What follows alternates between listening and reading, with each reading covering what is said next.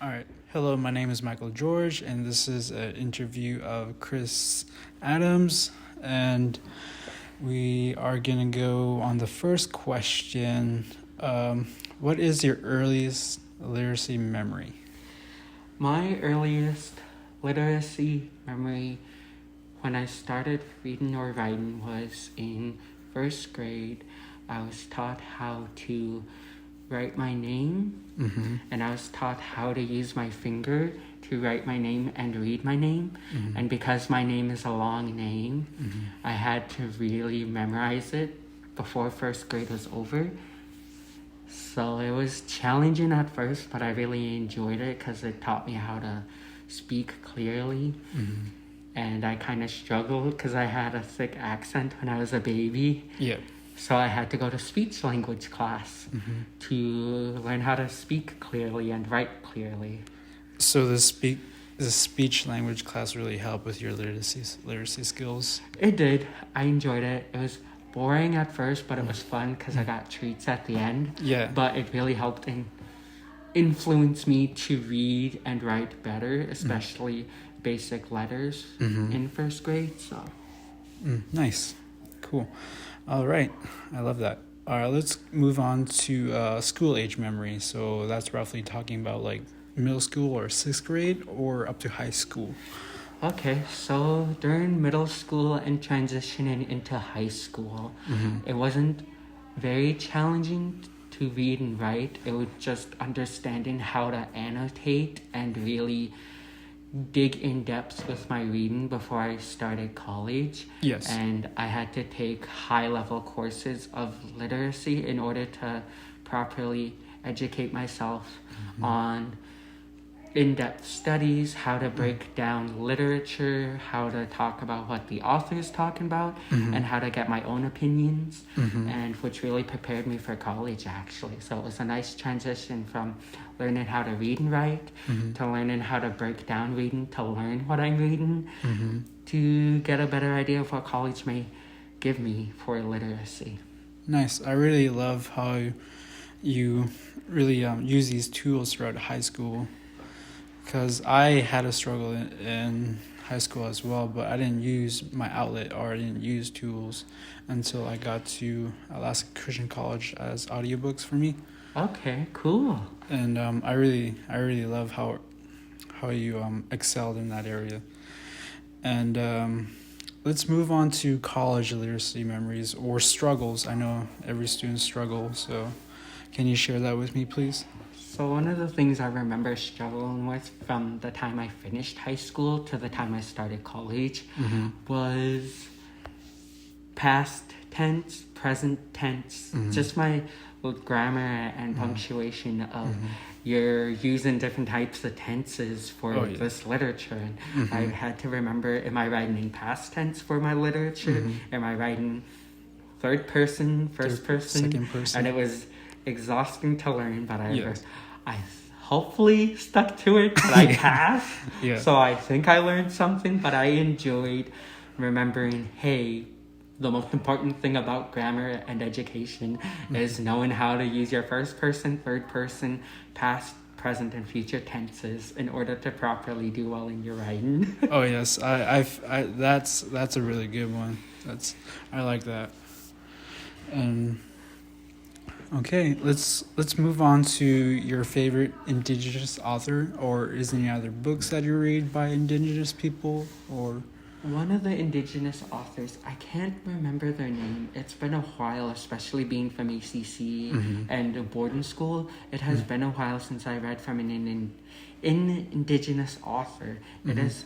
I may have to look back at the papers I wrote for an Indigenous author, but I did enjoy reading one of the books about transitioning from a life being a native to a, quote, white person's education and how to transform that and transfer it into helping natives understand education and basic English and learning. And that was a very fun but challenging thing I had to go through, but I enjoyed it a lot.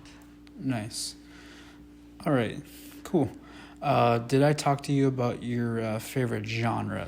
A favorite genre, I don't think I mentioned it. Okay. But one of my favorite genres growing up and reading and writing was more fictional, based on like magical creatures or different elements of like something that's not normal. I found very fun and intuitive, because it's not that I admire it, I just like that when you write fiction you could get so creative to where there's no rules, and that kind of goes along with the poetry. I'm not a big poet, but I do like doing some poetry because you could get very artsy. Oh yes. So I'm more like, of a like music. yes. Okay. And you could make it different art, and that's why I really like fiction. Is it goes along with a lot of different genres, and you could be very specific with your fiction.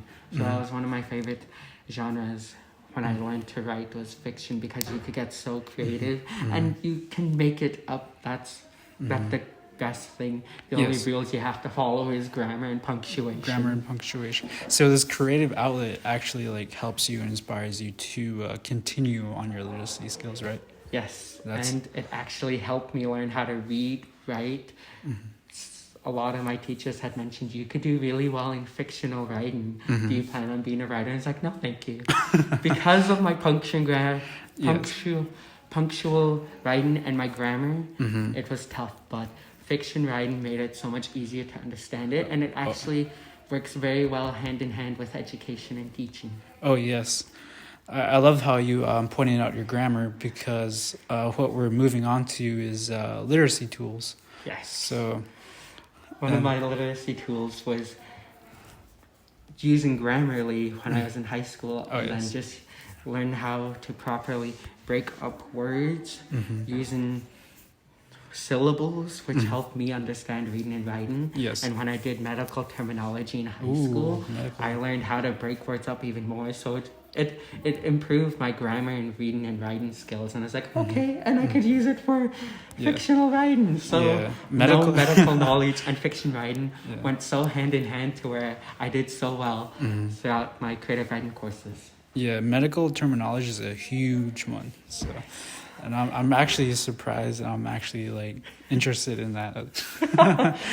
So that's been my literacy education and journey with learning, reading, writing, and grammar and punctuation. The only thing I will say is that I don't think I want to go over it ever again. Yes. But because it's education and you always learn, I have to. But the one thing I remember about certain literacy is I took a Japanese course in high school. And their literacy translated to English is so off. But when you translate it back into Japanese, it makes so much sense why it's off in English.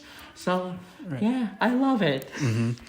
Do you use this strategy to help younger students as well? I do. I do in a lot, because I learn breaking it down, doing it step by step helps actually teaching youth and college students how to learn better. Is you break it up, like big words, you break it into chunks. You find the meaning, you do it step by step, and each letter has a different sound, which makes it a little more challenging. And that's what I find amazing about literacy and education. They go hand in hand, to where you learn one thing in math and you keep going forward in math. Yes. So yeah, that's why I find it very important with teaching literacy and how they go hand in hand together. Yes, I really love how you pointed that out, because I often have those same struggles, and breaking those words down really helped me pronounce the pronunciation of words. Yes. And I just want to say thank you so much, and I really appreciate your time, Chris. And wow, this is the best interview I had. Oh, thank you. I'm very happy I got to help you. I was honestly not sure what I would do today when I came into work, but I'm happy I got to help. I'm very happy. Thank you. All right, thank you, Chris. Yes. I'll see you sometime. Yes, have a great rest of your day. Bye-bye. Bye.